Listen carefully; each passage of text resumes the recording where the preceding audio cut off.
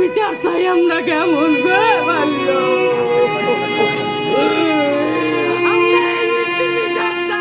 রংপুরের শিক্ষক দম্পতি ও তাদের 2 সন্তানকে হত্যার মর্মান্তিক ঘটনায় দেশ জুড়ে চাঞ্চল্য ছড়িয়েছে। একই সঙ্গে ঢাকা ও ময়মনসিংহে চিকিৎসকদের ওপর হামলা ও চাঁদার দাবির ঘটনায় দেশের আইন শৃঙ্খলা পরিস্থিতি নিয়ে আবারও প্রশ্ন উঠেছে। যদিও রংপুরের 4 খুনের ঘটনায় এরই মধ্যে 2 জন এবং চাঁদা দাবিতে ঢাকায় চিকিৎসকের ওপর হামলার ঘটনায় 2 জনকে গ্রেপ্তার করেছে পুলিশ। তবে এসব ঘটনার প্রতিক্রিয়ায় চরম উদ্বেগ প্রকাশ করেছেন বিরোধী দলীয় নেতা বাংলাদেশ জামাতে ইসলামীর আমির ডাক্তার শফিকুর রহমান। একই সঙ্গে আইনশৃঙ্খলা রক্ষাকারী বাহিনীর নির্লিপ্ত ভূমিকা সাধারণ জনগণকে চরমভাবে শঙ্কিত ও উদ্বিগ্ন করে তুলেছে বলে অভিযোগ করেছেন তিনি এবং সার্বিক এসব পরিস্থিতির জন্য স্বরাষ্ট্রমন্ত্রীকে সরাসরি দায় নিতে হবে বলেও দাবি জানিয়েছেন জামাত আমির। আমি বুঝি নির্মাণের শিল্প, সালাম স্টিল বোঝে ডিউরেবিলিটি। সালাম স্টিল, মোস্ট ডিউরেবল স্টিল। রোববার সকালে সামাজিক যোগাযোগ মাধ্যম ফেসবুকে নিজের ভেরিফাইড অ্যাকাউন্টে দেওয়া এক আবেগঘন পোস্টে দেশের আইন শৃঙ্খলা পরিস্থিতি নিয়ে ক্ষোভ ও গভীর উদ্বেগ প্রকাশ করেন জামাত আমির। লিখেন, গতরাতে রংপুর নগরের মাছুয়া পাড়ার একটি আবাসিক বাসা থেকে রংপুর জেলা স্কুলের সাবেক শিক্ষক গণপতি চক্রবর্তী, তার সহধর্মিণী ও 2 সন্তানের নিষ্প্রাণ মরদেহ উদ্ধার করা হয়েছে। প্রাথমিক তদন্তে তাদের প্রত্যেককে চরম নৃশংসভাবে শ্বাসরোধ করে হত্যা করা হয়েছে বলে একাধিক মাধ্যমে নিশ্চিত হওয়া গেছে।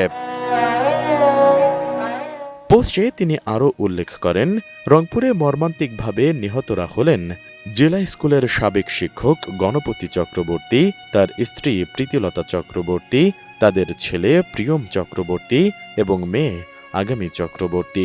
পুরো একটি পরিবারকে বাসা বাড়িতে যেভাবে চরম নৃশংসভাবে হত্যা করা হয়েছে তা অত্যন্ত নিন্দনীয়, বেদনাদায়ক ও হৃদয়ে লোমহর্ষক অনুভূতি সৃষ্টি করে বলে জানান জামাত আমির।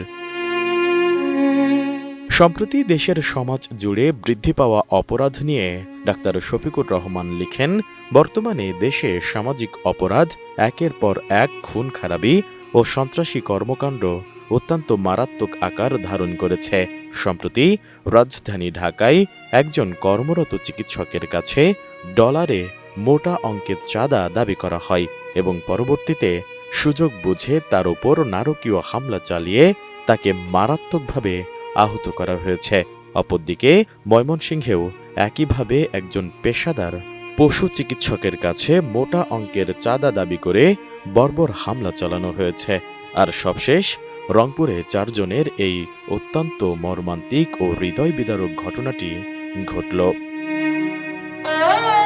জামাত আমির কড়া বার্তা দিয়ে লিখেন, বর্তমানে দেশে আইনশৃঙ্খলা পরিস্থিতির কতটা মারাত্মক অবনতি ঘটেছে এবং তা কতটা ভয়াবহ রূপ ধারণ করেছে উপরোক্ত 3টি তাজা ঘটনা সহ দেশের অসংখ্য বিচ্ছিন্ন ঘটনা থেকেই তা দিবালোকের মতো স্পষ্ট হয়ে উঠেছে।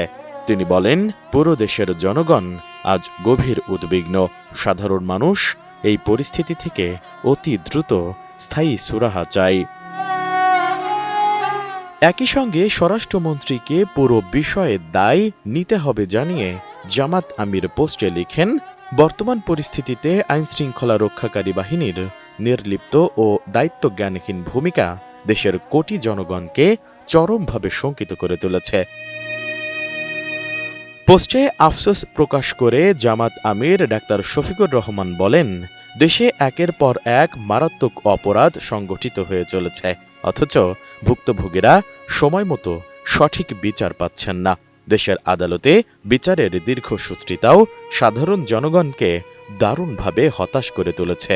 এই সার্বিক হতাশা থেকে রক্ষা পেতে সরকারের দিকে তাকিয়ে না থেকে নিজেদের মধ্যে জোরালো সামাজিক সচেতনতা সৃষ্টি করা প্রয়োজন বলে মন্তব্য করেন বিরোধী দলীয় নেতা। S I Raj, ATN news.